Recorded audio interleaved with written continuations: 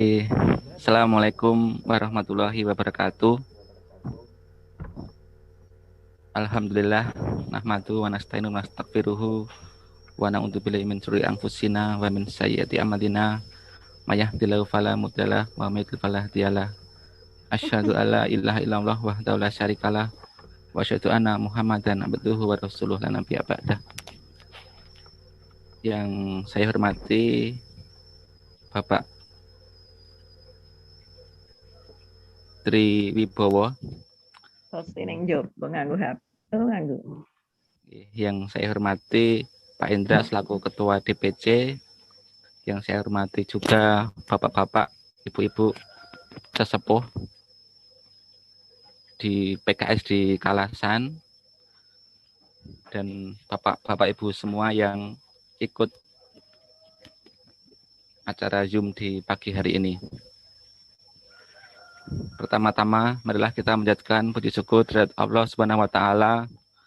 Kita masih diberikan kesehatan, keimanan, ketakwaan sehingga kita bisa bertemu di pagi ini walaupun dengan bentuk online ya, pakai Zoom. Tak lupa, sholawat dan salam semoga tercurahkan kepada junjungan Nabi Muhammad sallallahu alaihi wasallam, keluarga, sahabat, tabi'in, dan siapapun dari kita semua yang menanti syafaat beliau di yaumul akhir. Allahumma amin. Bapak-bapak, ibu-ibu yang saya hormati, sesuai dengan jadwal pengajian Ahad pagi tanggal 25 April 2021, saya di sini akan membawakan acara dari awal sampai akhir nanti, dari jam 7 sampai jam 8-an. Untuk yang pertama yaitu bukaan, kemudian yang kedua tilawah Al-Quran oleh Mbak Ana, kemudian yang ketiga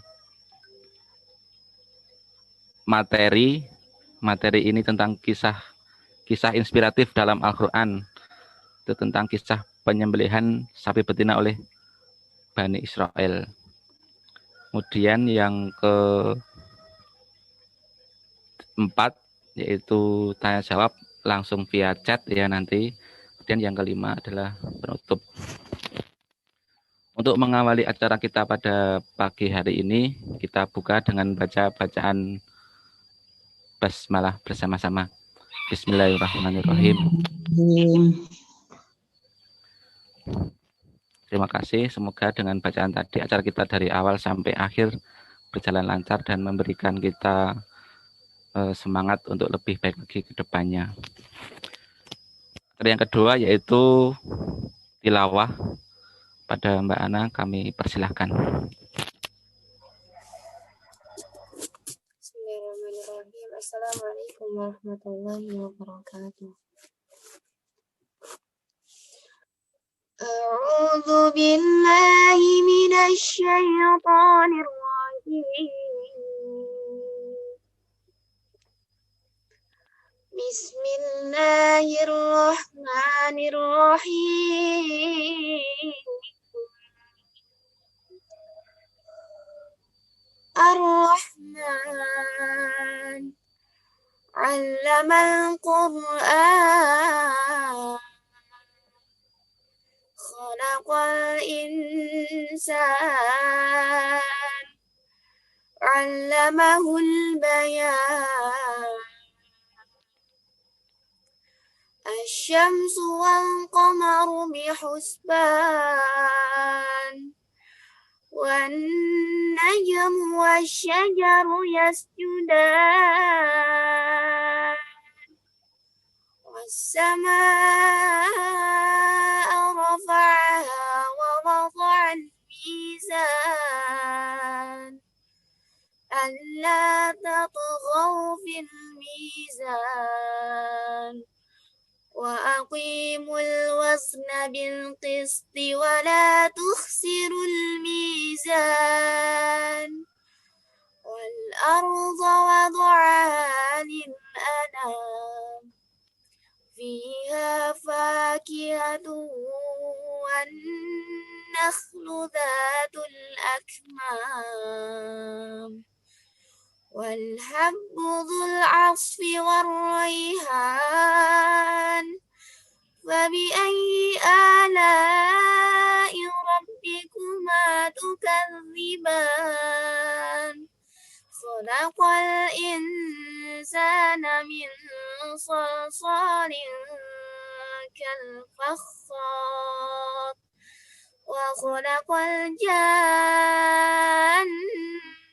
من مارج من نار فبأي آلاء ربكما تكذبان رب المشرقين ورب المغربين فبأي آلاء ربكما تكذبان مرج البحرين يلتقيان بينهما برزخ لا يبغيان فبأي آلاء ربكما تكذبان يخرج منهما اللؤلؤ والمرجان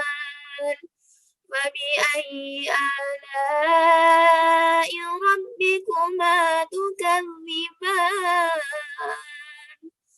وله الجوار المنشآت في البحر كالأعلام فبأي آلاء ربكما تكذبان صدق الله العظيم.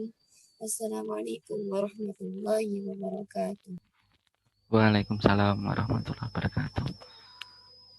Terima kasih Mbak Ana yang sudah membacakan ayat suci Al-Quran. Semoga yang membaca ataupun kita yang mendengarkan sama-sama dapat pahala dari Allah Subhanahu wa taala. Allahumma amin. Bapak-bapak, ibu-ibu yang saya hormati, ini ada pertanyaan di chat. Mbak Ana itu siapa nggih? Mbak Ana itu putrinya almarhum Pak Sambuntoro Bu Fatona, masih warga Duri, Tirto Martani. Beliau sudah salah David Quran di Pondok Gontor. Itu sekilas tentang Mbak Ana nggih. Kemudian untuk menyingkat waktu, seharusnya antaranya sambutan dari perwakilan DPC atau Pak Indra atau mungkin yang lain, tapi tadi sudah menghubungi kalau untuk sambutannya untuk di minggu ini tidak ada dari DPC, jadi langsung ke acara selanjutnya yaitu kajian dari Pak Triwibowo. Mungkin langsung saja biar untuk menyingkat waktu. Monggo Pak Tri, waktu sempat kami persilahkan secukupnya. Bismillahirrahmanirrahim. Assalamualaikum warahmatullahi wabarakatuh. Alhamdulillah, salatu wassalamu ala Rasulillah wa ala alihi wa mawala. Asyhadu an la ilaha illallah wa anna Muhammadar Rasulullah mabadu. Yang sama-sama kita hormati Pak Indra sebagai Ketua DPC Paniwan Kalasan dan seluruh jajarannya, pada semuanya sesepuh yang ada di Kalasan yang kita hormati, teman-teman semuanya, seluruh kader dan simpatisan dan juga seluruh yang hadir dalam majelis ini, majelis online ini, rahimakumullah. Alhamdulillah, kita bersyukur kepada Allah kembali kita dipertemukan dalam majelis ini. Semoga pertemuan ini membawa kebaikan buat kita semuanya. Semoga kita semuanya senantiasa dirahmati oleh Allah SWT. Amin. Salawat dan salam semoga tercurahkan kepada baginda Nabi Agung Muhammad Sallallahu Alaihi Wasallam. Semoga kita dimudahkan untuk melaksanakan sunnah-sunnah beliau. Semoga kita mendapatkan syafaat dari beliau di akhirat nanti, insyaallah. Amin ya rabbal alamin. Baik, pada pagi hari ini kita akan sedikit membahas tentang kisah penyembelihan sapi betina di Bani Israel. Tetapi sebelum kita sampaikan itu, Bapak Ibu yang saya hormati, Mas sekalian, jadi yang harus kita pahami dan kita mengerti adalah Quran itu kitab keimanan. Dia bukan kitab sejarah, dia bukan kitab sains. Artinya apa? Terkadang kita di dalam mempelajari Al-Quran ini dan menjadi sejarah begitu, ada bagian-bagian yang memang oleh Allah tidak disebutkan. Ya. Dan ketika memang tidak disebutkan itu, tidak penting bagi kita untuk kemudian mencari tahu. Ya. Jadi sesuatu yang memang tidak diceritakan oleh Allah, tidak disebutkan, maka kita tidak tidak harus mencarinya, dan sesungguhnya kita menerima Al-Quran ini sebagai kitab keimanan. Baik, ini kita lanjutkan. Bismillahirrahmanirrahim. Ya, kisah penyembelihan sapi betina di zaman Bani Israel. Ya sekalian, kisah penyembelihan sapi betina ini berawal dari sebuah peristiwa yang terjadi di Bani Israel waktu itu, di mana ada terjadi pembunuhan secara misterius begitu. Maka itu diabadikan oleh Allah SWT di ayat yang ke-72. A'udzubillahi minasyaitonirrajim wa id qataltum nafsan fadara'tum fiha wallahu mukhrijum ma kuntum taktumun. Ingatlah ketika kamu membunuh, gitu ya. Membunuh seseorang, lalu kamu tuduh menuduh tentang itu, tetapi Allah menyingkapkan apa yang kamu sembunyikan. Jadi, Bapak sekalian, terjadilah sebuah pembunuhan. Siapa yang dibunuh? Salah seorang dari Bani Israel. Dia itu adalah orang yang kaya raya, tetapi dia tidak punya anak. Dia tidak punya keturunan. Nah, dalam hukum waris yang berlaku di Bani Israel saat itu adalah ketika memang seseorang itu tidak mempunyai keturunan, otomatis nanti harta itu akan turun kepada keponakannya. Nah, setan kemudian masuk membujuk kepada para ponakannya ini. Ya. Kenapa? Maksudnya gimana? Membujuk gimana? Supaya keponakan ini merencanakan untuk segera membunuh si orang yang punya harta tadi, pamannya tadi. Kenapa? Kalau kamu nunggu matinya, nanti harta itu lama sampai ke kamu. Ya, sedangkan kalau pamanmu nanti sudah ditemukan mati, maka nanti harta itu akan segera milikmu, sehingga bisa kamu segera manfaatkan. Nah, terjebaklah ponakan-ponakan ini dengan rayuan setan, maka kemudian mereka merencanakan, dan itu berhasil. Di mana malam itu pamannya tadi dieksekusi, ya. Kemudian jasadnya itu ditempatkan di salah satu rumah dari Bani Israel. Ada riwayat yang lain di kampung yang lain, ya. Jadi wallahu alam. Jadi ada yang mengatakan itu ditempatkan di depan rumah, ada yang mengatakan ditempatkan di kampung sebelah. Nah, setelah itu pagi harinya keponakan ini merasa ya kehilangan pamannya. Ya, jadi dia kemudian seolah-olah gitu merasa kehilangan pamannya, dia mencari pamannya di mana, maka ditemukanlah ternyata paman itu sudah tergeletak di kampung yang lain. Maka si anak ini kemudian langsung, atau ponakan ini mengumumkan atau menuduh bahwa orang-orang di kampung itulah yang telah membunuh pamannya ini. Tentu saja mereka, orang-orang yang di kampung itu, tentu saja menolaknya, karena memang faktanya mereka tidak melakukan itu. Sehingga bahkan hampir terjadi peperangan. Hampir terjadi peperangan antar kampung itu, karena saling tuduh-menuduh tadi. Maka orang yang bijak di antara mereka, loh kenapa kalian saling berperang? Bukankah ada di antara kalian Nabi yang diutus, itu Nabi Musa alaihissalam. Kenapa kalian tidak minta kepada beliau untuk memberikan solusi tentang permasalahan ini? Siapa sesungguhnya yang melakukan perbuatan ini? Maka kemudian Nabi Musa SAW, ya, mereka menemui Nabi Musa alaihissalam. Nabi Musa alaihissalam. Kemudian Nabi Musa pun datang. Ketika Nabi Musa melihat peristiwa itu, mendengarkan penjelasan mereka, maka turunlah ayat, ya, untuk mereka supaya menyembelih sapi betina. Ya. Wa id qala Musa liqaumihi ya qaum, ayat berapa itu? Yang ke ini tentang penyembelihan itu adalah ketika Allah Subhanahu wa taala memerintahkan kepada Bani Israel, ya, untuk menyembelih sapi betina itu. Maka di ayat yang berapa Pak Catur?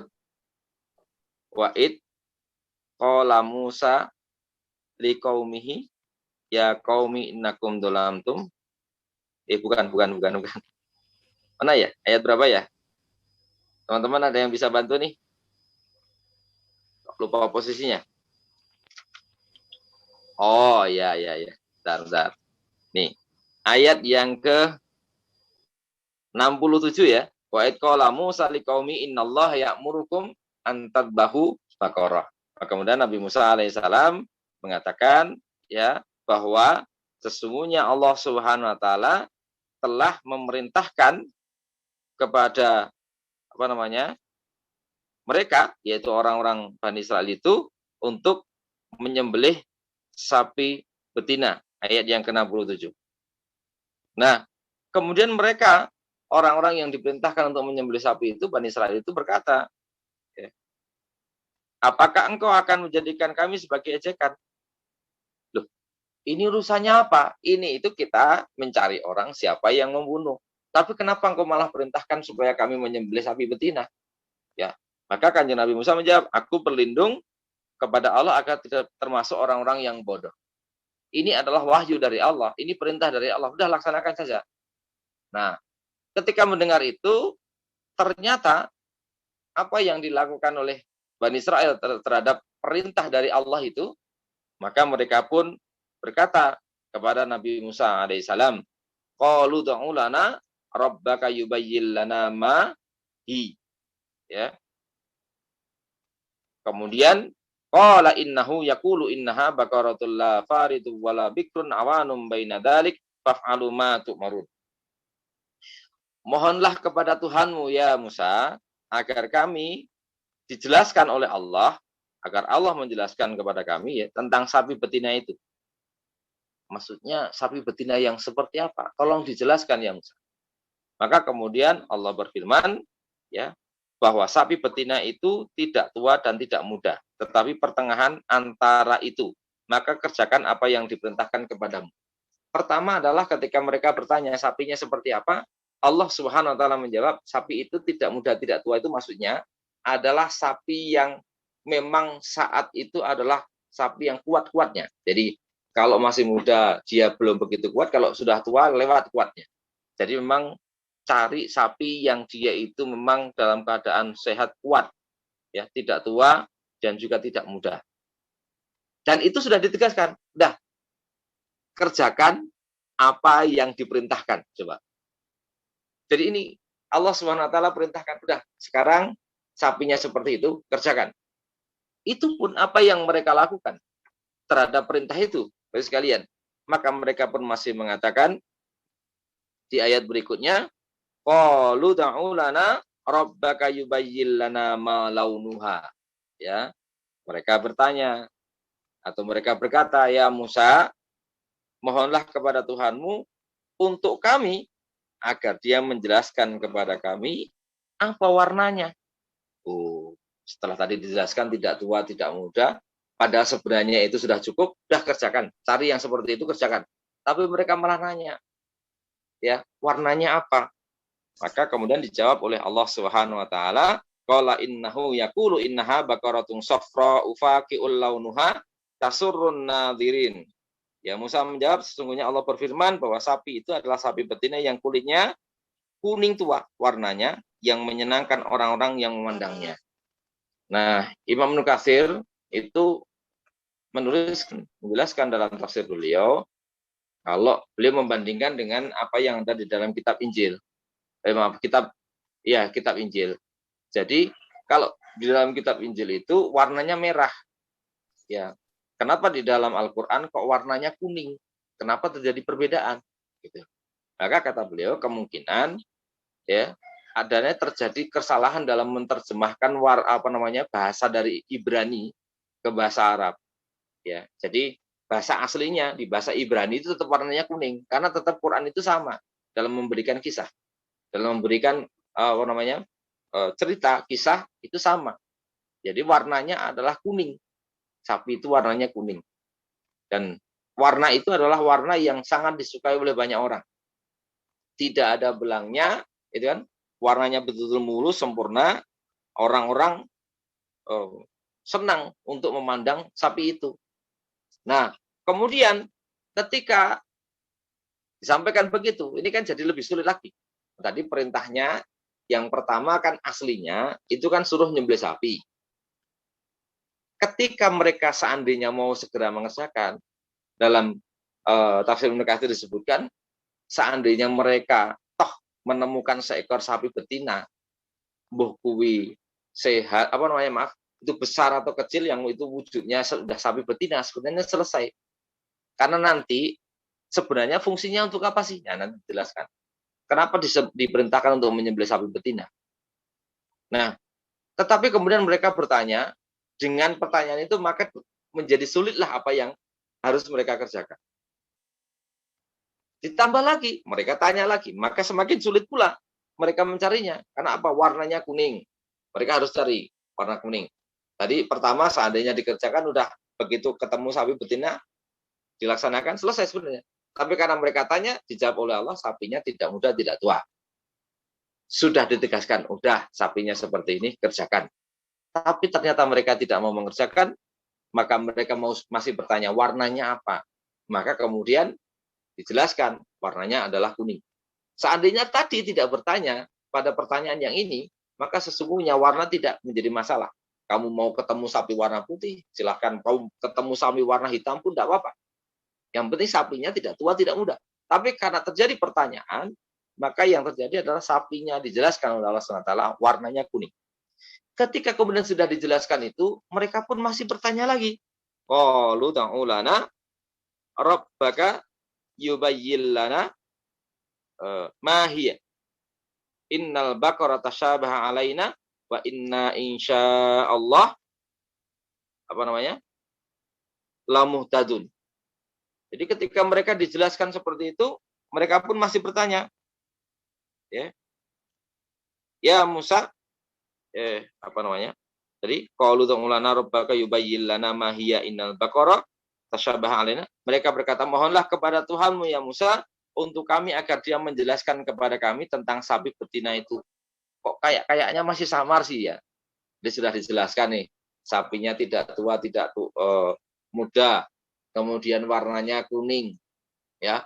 Kemudian Bani Israel masih kemudian mengatakan, kok kayaknya belum jelas di penjelasannya, belum komplit.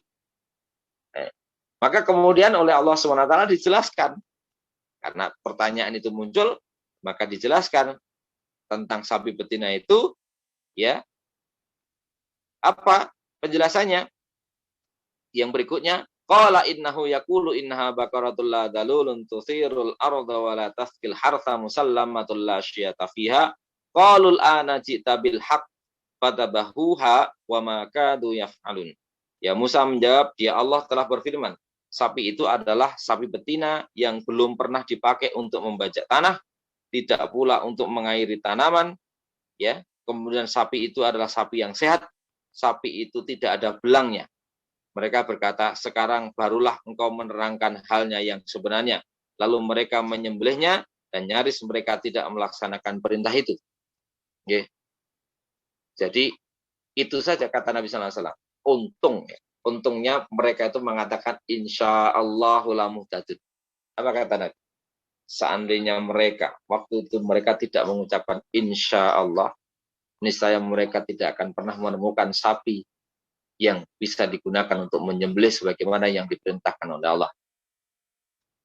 Nah, kemudian akhirnya mereka mencari sapi tidak tua, tidak muda, terus kemudian warnanya kuning, setiap orang memandangnya itu senang memandangnya, kemudian sapi itu belum pernah digunakan untuk membajak sawah, belum juga mengairi tanaman, sapi itu sehat, terus kemudian apalagi, dan sapi itu tidak memiliki belang. Jadi tidak digunakan membajak dan mengairi tanaman itu adalah itu, kalau orang Jawa itu mengatakan sapi kelangenan. Kelangenan itu ya sapi yang betul-betul hanya digunakan untuk ini, ya senang gitu. Jadi barang sapi yang tidak digunakan untuk bekerja. Sehingga mereka waktu itu mencari ke sana kemari sampai akhirnya bertemulah satu-satunya sapi yang memenuhi kriteria itu. Pemiliknya adalah seorang wanita yang dia ketika mengetahui bahwa Bani Israel sangat membutuhkan sapi itu, maka dia pun mematok dengan harga yang sangat mahal. Ada beberapa riwayat. Riwayat yang pertama adalah dia mematok harga dengan apa? Diganti dengan emas sepenuh kulitnya. Anda bisa bayangkan, ya, emas sepenuh kulit sapi. Dalam riwayat yang lain bahkan lebih ekstrim lagi, bahwa si pemilik sapi ini meminta apa? Emas seberat sapinya. Allah karim. Akhirnya mereka pun urunan, mereka pun mencari sebagaimana yang diinginkan oleh pemilik sapi, dan kemudian pun mereka membayarnya. Setelah sapi itu didapat, disampaikan kepada Nabi Musa alaihissalam, apa perintah berikutnya? Sembelih. Nah, sapi itu kemudian disembelih. Setelah sapi itu mati, disembelih, maka perintah Allah adalah kepada Bani Israel itu untuk memukulkan bagian dari tubuh sapi itu kepada si mayit yang tadi dibunuh itu. Ya, wa id qataltum nafsan fadara'tum fiha wallahu mukhrijum ma kuntum taktumun. Perintah apa? Berikutnya adalah di ayat yang ke-73, faqul nadribu bi ba'dihha kadzalika yuhyillahu al-mauta wa yuriikum ayatihi la'allakum ta'qilun. Jadi kemudian ambil bagian dari anggota tubuh, potongan anggota tubuh dari sapi tadi untuk digunakan memukul si mayat tadi. Nah, inilah yang saya sampaikan di awal tadi, bahwa Al-Quran itu bukan kitab sejarah, dia bukan kitab sains, tapi adalah kitab keimanan. Sehingga kita tidak perlu mencari tahu bagian tubuh apa sih yang digunakan untuk memukul, apakah itu kakinya, apakah itu ekornya, apakah itu tulangnya dari sapi itu. Tidak penting bagi kita untuk mengetahui itu. Yang jelas perintah Allah adalah untuk mengambil sebagian atau bagian dari sapi yang telah disembelih tadi untuk memukul jenazah orang yang meninggal tadi. Ketika dipukulkan kepada jenazah yang meninggal tadi, maka jenazah itu tiba-tiba bangun, duduk dengan sempurna. Kemudian ditanya oleh Nabi Musa alaihissalam, ya fulan, siapa yang telah membunuhmu? Maka orang yang meninggal tadi, dia pun memberikan isyarat dengan tidak bicara, ya. Orang ini menunjukkan dengan arah jarinya bahwa yang membunuh orang ini adalah keponakannya. Dan setelah memberikan isyarat, siapa yang membunuhmu, Pak, gitu kan? Maka kemudian dia mengarahkan tunjuk jarinya kepada ponakannya. Ponakannya langsung kaget, gitu kan? Nah, setelah menunjuk itu, orang-orang memandang kepada ponakan tadi, maka kemudian si orang tadi meninggal kembali. Jadi bayangkan, Bapak sekalian, ini ya Bani Israel ini, dia kalau susah payah mencari sapi dengan harga yang begitu mahal, disembelih, setelah itu hanya digunakan untuk memukul tadi, ya, supaya orang itu hidup, kemudian setelah itu orang itu meninggal kembali.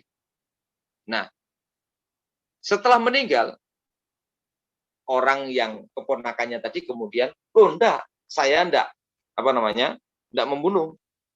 Bukan saya yang membunuh. Maka di situ Allah SWT melanjutkan tentang apa? Kisahnya, di mana mereka adalah orang-orang yang keponakannya tadi menjadi keras hatinya, ya. Di ayat yang ke-74 dari surat Al-Baqarah, "Tsumma qasat qulubukum min ba'di dzalika fahiya kal hijarati aw ashaddu qaswah wa inna minal hijarati lama yatafajjaru minhul anhar wa inna minha lama yashaqqaqu fayakhruju minhul ma wa inna minha lama yahbitu min khasyatillah wa mallahu bighafilin amma ta'malun." Kemudian setelah itu hatimu menjadi keras sehingga hatimu seperti batu, bahkan lebih keras. Padahal dari batu-batu itu pasti ada sungai-sungai yang airnya memancar daripadanya. Ada pula yang terbelah lalu keluarlah mata air daripadanya. Dan ada pula yang meluncur jatuh karena takut kepada Allah, dan Allah tidak lengah terhadap apa yang kamu kerjakan. Jadi ketika jenazah tadi meninggal kembali, sedangkan di sisi lain ponakannya tidak mau mengakui perbuatannya, maka ya hukum tidak bisa ditegakkan. Akhirnya si keponakan tadi meskipun dia telah membunuh pamannya, akhirnya dia pun tidak dieksekusi. Karena ketika mau ngerosek pamannya yang tadi dibunuh itu, dia tidak bisa lagi karena sudah meninggal lagi. Maka urusannya nanti diserahkan kepada Allah Subhanahu wa taala tentang dosanya. Hanya saja si ponakan tadi tetap tidak mendapatkan warisan dari pamannya yang telah dibunuh. Endingnya seperti itu. Tetapi Bapak sekalian, dari peristiwa ini apa yang bisa kita ambil pelajaran? Yang pertama, kata Ibnu Katsir bahwa dari peristiwa itulah maka menjadi keraslah hati Bani Israel secara umum ya. Meskipun ada juga mereka yang memiliki hati yang lunak, yang lembut. Tapi secara umum hati mereka adalah hati yang keras, sulit menerima kebenaran. Dan inilah yang harus kita hindari. Inilah yang harus kita mohon kepada Allah SWT, jangan sampai kita termasuk golongan orang-orang yang hatinya menjadi keras. Kenapa? Ketika hati keras itu sulit mendapatkan hidayah. Nah, Kanjeng Nabi SAW mengingatkan kepada kita, apa yang menyebabkan kerasnya hati. Ada perkara yang harus kita jauhi, paling tidak berusaha untuk kita hindari semaksimal mungkin. Ya, seandainya kemudian kita pernah masuk, kemudian segera kita istighfar, dan kemudian kita segera mohon ampun kepada Allah, mengingat bahwa itu sesuatu yang salah. Yaitu adalah yang mengeraskan hati itu diantaranya adalah banyak bercanda dan banyak tertawa. Ya, bercanda boleh, tetapi ketika itu berlebihan, maka sesungguhnya itu menjadi jalan kerasnya hati. Oke, maka Bapak sekalian, jadi pelajaran pertama dari kisah ini adalah kerasnya hati Bani Israel, diawali dari mereka yang tidak mau melaksanakan apa yang diperintahkan oleh nabinya. Bahkan Kanjeng Nabi SAW mengingatkan, ketika beliau sampai marah saat beliau khutbah di Haji Wada, Bapak sekalian, beliau perintahkan kepada kaum muslimin, wahai kaum muslimin, ya, tunaikan haji ke Baitullah, kata beliau. Ini hadis ini kan kita bisa temukan di hadis di hadis Arba'in itu ya, Imam Nawawi. Wahai kaum muslimin, tunaikan haji ke Baitullah. Ketika Kanjeng Nabi menyampaikan seperti itu, ada seorang yang mengacungkan jari bertanya, "Ya Rasulullah, apakah harus setiap tahun kami berhaji?"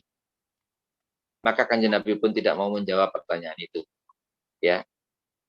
Ketika tidak dijawab Kanjeng Nabi, maka orang itu pun mengacungkan kembali dengan suaranya agak meninggi, "Ya Rasulullah, apakah harus setiap tahun kami berhaji?" Rasul tidak mau jawab saat itu. Sampai 3 kali Bapak sekalian. Begitu 3 kali orang ini mengatakan, "Ya Rasulullah, apakah setiap tahun kami harus berhaji?" Maka Kanjeng Nabi menoleh kepada orang yang bertanya tadi, sambil raut wajah beliau berubah menjadi merah dan mengatakan, "Hampir-hampir aku jawab ya." Dan seandainya aku jawab ya, maka kalian tidak akan mampu untuk melaksanakannya, yaitu haji setiap tahun. Maka Kanjeng Nabi melanjutkan, "Mana haitukum anhu fajtanibu." Apa-apa yang aku larang terhadap kalian, tinggalkan. Wa ma amartukum bihi fa'tu minhu mastata'tum. Apa-apa yang aku perintahkan kepada kalian, kerjakan semampu kalian. Fa innama ahlakal ladzina min qablikum kasratu masailihim wa ikhtilahum ala anbiya'ihim. Sesungguhnya yang menyebabkan kehancuran di antara umat-umat sebelum kalian adalah karena mereka banyak bertanya dan mereka menyelisihi para anbiya mereka, menyelisihi para nabi mereka. Ya. Jadi pelajaran tadi, kembali kepada pelajaran yang bisa diambil adalah bagaimana kerasnya Bani Israel. Sebagian secara umum ya, sebagian besar secara umum, hati mereka karena mereka banyak bertanya, banyak menyelisihi apa yang diperintahkan kepada mereka. Maka Bapak sekalian, yuk kita berusaha untuk meyakini bahwa apapun yang difirmankan oleh Allah itu adalah benar. Ya. Kita bisa menemukan kebenarannya atau tidak, maka yakinlah bahwa Al-Quran itu adalah kitab yang kitab keimanan, sehingga kita harus beriman kepadanya. Karena tidak semua yang difirmankan oleh dalam Al-Quran itu bisa kita temukan di dunia ini. Ada akalanya baru bisa ditemukan, bisa dibuktikan ketika sudah berada di kubur, baru bisa dibuktikan ketika berada di padang mahsyar. Dalam sisi sains, bahwa sesungguhnya ketika Allah SWT menyebutkan tentang keajaiban-keajaiban, apakah keajaiban itu telah ditemukan buktinya atau tidak di dunia ini, gitu, atau kita melihat atau tidak, ya, maka itu sesungguhnya tidak penting bagi kita, karena sesungguhnya Al-Quran itu pasti benar. Termasuk yang disabdakan Nabi SAW. Saya pernah berdapat pertanyaan begini, Bapak sekalian. Ustaz, kan Kanjeng Nabi mengatakan, ya ayuhan nas, absus salam, tebarkanlah salam. It'amu to'am, berikan makan. Wasilul arham, sambunglah silaturahim. Wasallu fil laili wan nasuniyam, sholatlah di malam hari ketika kebanyakan manusia sedang tidur. Maka kata Nabi, tadkhulul jannata bisalam, niscaya kamu masuk surga dengan selamat. Coba Bapak Ibu, mari kita, kalau kemudian kita merenung gitu, yang itu menimbulkan pertanyaan yang sampaikan.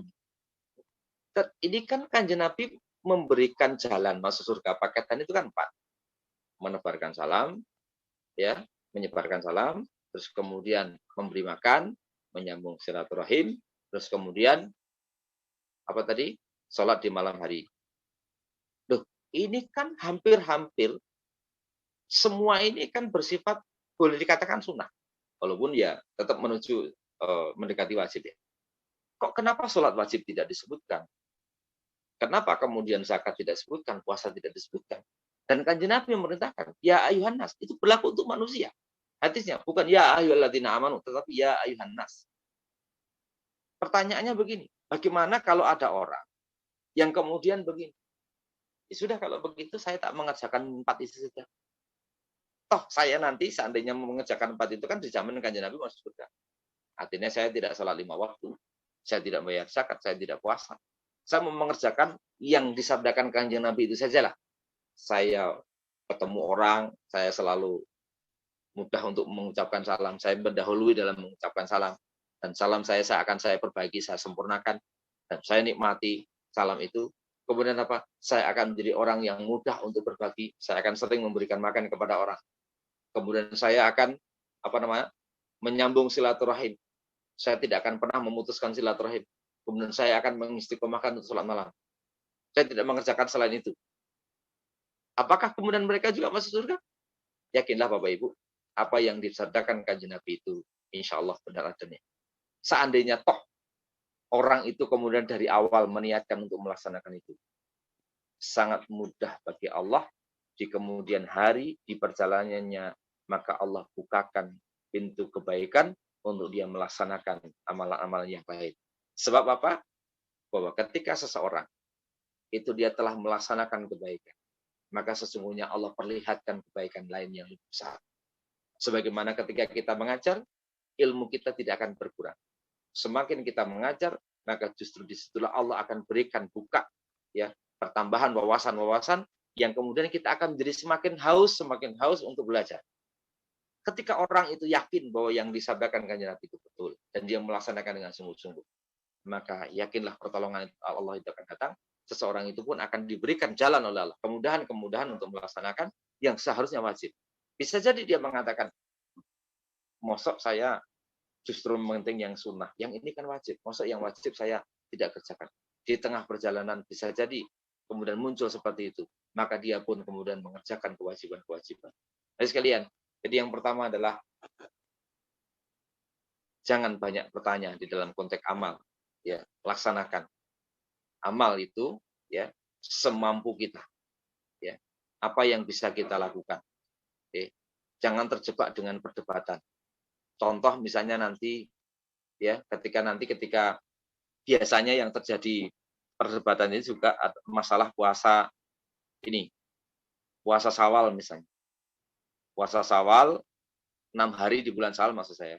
Itu ada yang terjadi perdebatan itu ketika boleh enggak mendobel atau menggandakan niat gitu. Jadi boleh nggak saya puasa Syawal sekaligus saya puasa Senin Kamis, sekaligus saya puasa Ayyamul Bid, gini kan. Ya. Apakah boleh seperti itu? Ya. Maka sepanjang itu adalah puasa-puasa sunnah, maka diperbolehkan. Gitu kan? Atau misalnya yang tidak boleh itu begini. Saya puasa mengkodok. Kemarin Ramadan saya ada yang lowong. Kemudian saya niatkan juga untuk puasa 6 hari di bulan Syawal. Nah, itu yang tidak boleh karena itu memang berbeda. Tetapi kalau ini sunnah, saya puasa 6 hari di bulan Syawal, saya kerjakan di hari Senin, semoga Allah berikan kepadaku pahala juga puasa di hari Senin, ya.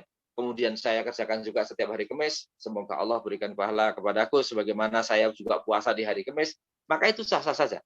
Adapun orang yang tidak mantap, loh, kalau saya ya milih ya puasa ya tak bisa-bisa. Saya puasa 6 hari sendiri, saya puasa Senin Kamis sendiri, monggo. Tetapi bagi mereka yang kemudian masih mohon maaf, misalnya awam, kita yang masih awam, ya tidak ada masalah. Kemudian untuk melaksanakan amal itu. Jadi jangan sampai kemudian kita terjebak dengan perdebatan yang kemudian justru tidak melaksanakan amal-amal kebaikan. Yang kedua adalah bagaimana kemudian kita mengambil pelajaran kerasnya hati Bani Israel, karena mereka memang dari awal mereka tidak begitu beriman. Jadi ada penyakit di dalam hati mereka yang kemudian penyakit itu menghalangi mereka untuk melakukan sebuah kebaikan. Maka kita mohon kepada Allah agar supaya hati kita ini dilembutkan oleh Allah Subhanahu wa taala. Dan yang ketiga adalah dusta. Bohong. Tadi ponakannya tadi, dia ketika ditanya siapa yang membunuh, ketika jenazahnya sudah ketika dia memberikan isyarat bahwa yang membunuh adalah keponakannya tadi, ternyata keponakannya dia membantahnya, padahal itu adalah sebuah kebenaran. Maka Bapak sekalian, ya, kita berusaha untuk menjauhi apa yang menjadi sifat ya bohong tadi, ya. Karena apa? Bohong itu akan memunculkan kebohongan-kebohongan berikutnya, dan itu termasuk juga yang akan menutupi hati. Jadi, itu saya kira Pak Catur hal-hal yang bisa kita ambil, termasuk tadi jangan sampai kita termasuk orang-orang yang hatinya keras yang disebutkan oleh Allah SWT. Semoga manfaatnya buat saya sendiri dan kita semuanya, bahwa pelajaran di dalam Al-Quran itu sesungguhnya kalau yang buruk jangan sampai kita mengikuti apa yang terjadi itu. Kalau yang baik ya tentu saja kita mengikuti supaya kita termasuk orang-orang yang bisa melakukan kebaikan sebagaimana yang telah disebutkan. Wallahu a'lam bishawab. Assalamualaikum warahmatullahi wabarakatuh. Waalaikumsalam warahmatullahi wabarakatuh. Ya, demikian tadi kajian kita pada pagi hari ini. Mungkin untuk yang bertanya dipersilahkan, mau chat atau mau langsung lewat, bisa dibukakan mute-nya kalau ada yang ingin bertanya. Nih Pak Tri, ada yang bertanya. Oh ya. Sebagai seorang kader dakwah, bagaimana tips agar kita dalam menyampaikan ayat-ayat Quran beserta pelajarannya agar kita tidak salah tafsir? Oh, itu. Ya belajar. Menemukan rujukan gitu ya. Jadi begini Pak sekalian. Jadi prinsipnya begini. Ketika kita menyampaikan itu harus menggunakan dalil. Pertama itu. Ya. Jadi jangan kita menyampaikan Al-Quran gitu ya, yang kemudian di situ kita tidak memiliki dalil. Adapun kemudian nanti ada orang yang berbeda, ya enggak apa-apa. Gitu. Jadi kalau sekarang itu bahasanya begini. Kalau orang itu kan banyak yang baper karena netizen gitu. Jadi kalau ilmunya Gus Baha itu kan pokoknya yang saya sampaikan itu ada rujukannya, ada dalilnya, jenengan percaya yang monggo, kalau tidak ya enggak apa-apa, gitu kan. Nah, tapi penting bagi kita tetap untuk bagaimana kita menyampaikan itu menggunakan dalil. Jangan kita menafsirkan atau menyampaikan ayat Al-Quran itu sesuai dengan akal kita. Oke. Sebab apa? Ketika seorang itu ya bertemu dengan ayat Al-Quran, kemudian hati seseorang itu belum cocok, maka yang harus dandani kan hati. Terkadang kita sendiri pun mungkin ya banyak atau mungkin beberapa kita menemukan dalam Al-Quran itu yang kita belum cocok. Nah, jangan Qurannya yang dievaluasi, tapi kitalah yang harus dievaluasi untuk meneruskan. Jadi intinya belajar dan menggunakan dalil. Artinya dalil itu ya rujukan yang memang sudah disepakati oleh ulama. Kalau Al-Quran ya tadi tafsir itu ya kalau yang misalnya sekarang itu kalau tafsir yang ini ya terus terang kalau saya sendiri mohon maaf itu kalau membaca tafsirnya Syed Qutb itu memang agak berat ya karena bahasanya agak sulit ya. Nah, kalau yang sistematis untuk tafsir kontemporer ini ya itu adalah tafsirnya Al-Munir, tafsir Al-Munir yaitu Syekh Wahbah Zuhaili. Itu nanti akan dibahas juga tentang apa namanya akidah, terus dibedakan tentang syariat itu ada pemilah-pilahnya. Kalau yang kitab-kitab yang secara rujukan secara umum yang banyak dipakai itu adalah kitabnya Imam Katsir, kitabnya Imam Qutubi, kemudian tafsir Jalalain juga bisa dipakai, gitu kan. Terus kemudian kalau yang sering dipakai oleh ini saudara-saudara kita di pondok Nahdiyin itu biasanya mereka menggunakan tafsirnya Al-Munir, tetapi Al-Munir yang dikarang oleh Syekh Imam Nawawi Al-Bantani. Ya, Imam Nawawi Al-Bantani. Jadi Imam Nawawi Al-Bantani itu adalah ulama Banten itu ya, yang menjadi mufti di Saudi. Gitu. Ya, intinya kita banyak belajar. Lanjut, tadi ada pertanyaan lagi? Dari Bu Wiji Astuti, itu batasan bercanda yang diperbolehkan adakah? Karena kadang bercanda berlebihan menyebab kerasnya hati. Ya. Tadi. Pertama, hindari bohong dalam bercanda. Mohon maaf, kadang kan bercanda itu kemudian sampai menimbulkan bohong. Saya melihat itu dan ini supaya orang tertawa itu bohong. Ya, dengan bohong. Yang kedua adalah jangan sampai mengejek pribadi orang. Jadi kadang, mohon maaf itu ya, untuk supaya orang bercanda kita langsung nunjuk karena dia kulitnya hitam, karena dia pendek, ya. Jadi itu menyakiti orang. Itu kan bercanda yang kemudian sampai orang bisa tersinggung, begitu. Ya, jadi menghindari bohong, kemudian jangan sampai menyinggung orang lain, dan kemudian tidak sampai tertawa terbahak-bahak. Kanjeng Nabi itu murah senyum, tapi tidak uraan. Bisa nggih Pak. Kanjeng Nabi itu murah senyum, tapi tidak uraan. Oke, maka ini di antara dalam kita batasan bercanda ya. Jadi jangan bohong, kemudian jangan merendahkan, menghina, apalagi kemudian menggunakan bahan candaan itu adalah ayat-ayat Allah na'udzubillah atau hadis Nabi sallallahu alaihi wasallam. Hati-hati Bapak Ibu sekalian, misalnya nih, masih sering kita melihat atau mendengar digunakan untuk canda itu Pak. Malam Jumat, nyunah, mohon maaf, na'udzubillah. Mohon untuk kita tidak ikut-ikutan seperti itu. Ya. Jadi itu sesuatu yang candaan yang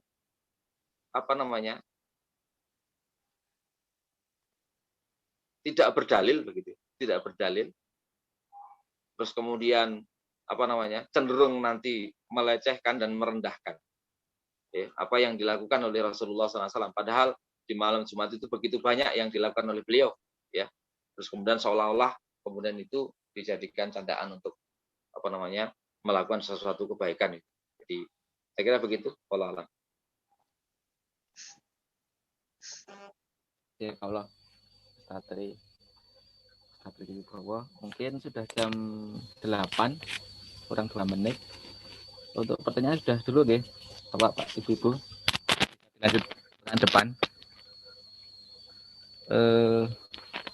Jangan lupa untuk mengisi presensi untuk acara di pagi hari ini. Mungkin Bapak, Ibu-ibu semuanya, sekali lagi terima kasih Pak Ustadz Triwibowo sudah membawakan kajian di pagi hari ini.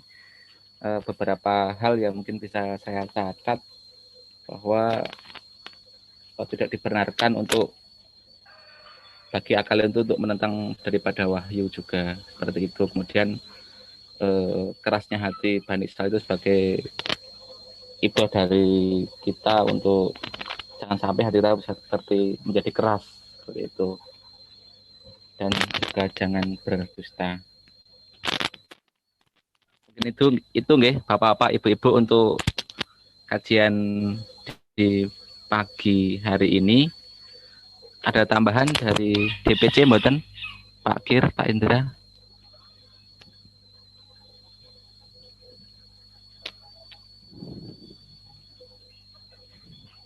Monggo, Pak Indra, atau ada pengumuman dari DPC? Kami persilahkan sebelum saya tutup.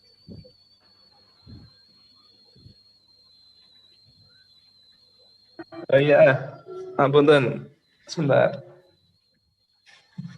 Baik, sedikit pengumuman. Assalamualaikum warahmatullahi wabarakatuh. Waalaikumsalam. Jadi kita untuk pagi hari ini akan melaksanakan follow up dari KTNisasi kemarin ya. Kita kan kemarin tanggal 21 sudah ada agenda pengundian untuk anggota baru terkait dengan Doorpass oleh DPD PKS Sleman. Dan itu sudah ada beberapa yang mendapatkan. Jadi di Karasan ada yang dapat sebuah sepeda Sally, lalu kipas angin, dispenser, dan gamis begitu ya. Nah, itu nanti teknis pengambilannya kita sampaikan pengumuman. Dan untuk pagi hari ini kita akan melakukan pengundian untuk hadiah-hadiah hiburan yang internal dari DPC Kapanewon Kalasan atau kita. Nanti soal kita online kan juga. Nanti Pak Gir yang akan menghandle ya untuk ini. Mungkin udah komunikasi dengan Pak Hansen juga. Nanti kita akan publiskan untuk linknya.